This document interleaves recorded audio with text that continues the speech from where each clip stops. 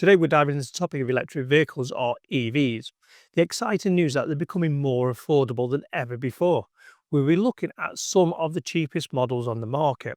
And the UK's new government reintroduced grants for EVs. Now, did you know that used EVs are on average £3,000 cheaper than their petrol and diesel counterparts? No, surprising, isn't it? And that's a huge saving straight from the beginning. But what happens if you're after a new vehicle? Well, the good news is savings don't stop there. The UK government is bringing back a grant scheme that offers a discount of up to £3,750 on certain new EVs. The vehicles must meet a certain criteria. Let's have a look. So the government's £650 million grant scheme, or ECG, was announced in July 2025. It's a reboot of a previous scheme designed to make EVs more affordable and accessible to households and businesses, aiming to accelerate the switch to zero-emission driving. The grant is part of the UK's plan for change, and it will run to approximately 28-29. More information on that towards the end. The government operates a two-tier system based on the sustainability of the vehicle's manufacturing process, not the vehicle. The greenest vehicles to be made are in Band 1. These qualify for a £3,750 discount, while other eligible vehicles in Band 2 receive £1,500. To be eligible for the grant, a new vehicle must meet several key criteria. It must have a recommended retail price of £37,000 or less, which includes VAT and mandatory extras. It must be pure electric with zero emissions from the tailpipe, if they have one, and it must have a minimum battery range of 100 miles. It must have a warranty that guarantees at least 8 years or 100,000 miles for the battery and drivetrain, and at least 3 years warranty or 60,000 miles for the rest of the vehicle. The grant is applied directly by the manufacturer and dealers at the point of sale, so customers don't need to complete any extra paperwork, which is always a bonus. Now let's talk about some of the cars that are eligible for this grant and some of their USPs.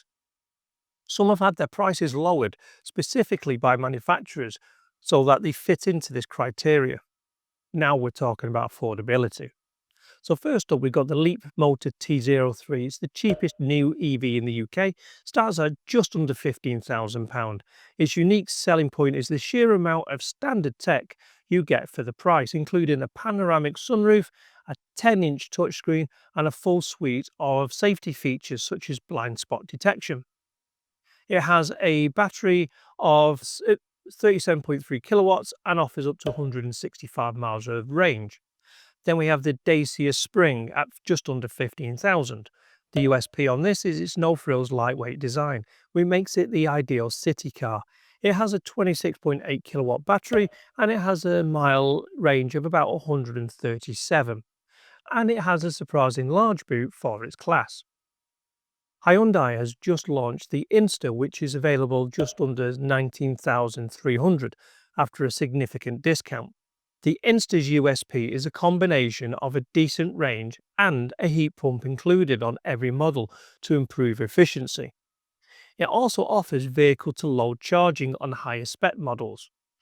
It has a choice of 42 kilowatt-hour or 49 kilowatt-hour batteries with a range of up to 229 miles. Now we have the Citroën EC3 confirmed to be eligible for this grant and starts at just over £20,000.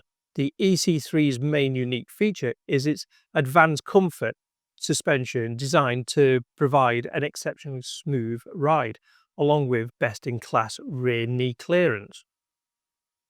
It's powered by a 45 kilowatt battery, providing a claimed range of about 200 miles. Then we have the GWM Aura 3.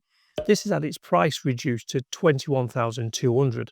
Its USP is its distinctive retro futuristic design. I love it. And it's got a high level of standard included in the package, including a 360-degree camera and an NCAP 5 rating. It offers a 48 kilowatt battery with a range of 193 miles.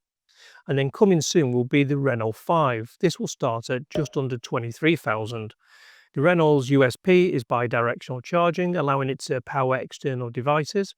It comes with a standard heat pump, and it offers a 40 or 52 kilowatt battery with a top range of about 249 miles. Vauxhall has the Frontera, priced from just under £25,000. Its USP is its practicality, versatile design, and offering a large boot capacity with the seats folded down, better than most rivals.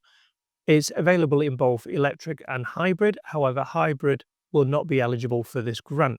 The EV model offers a 44 kilowatt battery and has a range about 186 miles. And finally, the great choice for many is the Volkswagen ID3. This is available for just under £30,000. The ID3's USP is its reputation for quality, offering a range of battery sizes and trims with a maximum range of 369 miles. In total, there are nearly 50 EV models available, all under £37,000, making the switch to electric even more accessible than ever before. So keep an eye out for more updates on the grant, on the government scheme, and new affordable EVs that are coming to the market. Now, as of today, which is the 17th of August 2025, I've looked at the UK government's website. And at the moment, there are no vehicles being listed in Tier 1. That's the higher rate of discount. I'm not sure what vehicles are going to be in there, but there's none being listed on their website as of today. There are 50 in Tier 2. But it's not just EV cars that are able to get this grant. Looking at their website, there are also grants available for small vans, and they range from £2,500 all the way up to £5,000.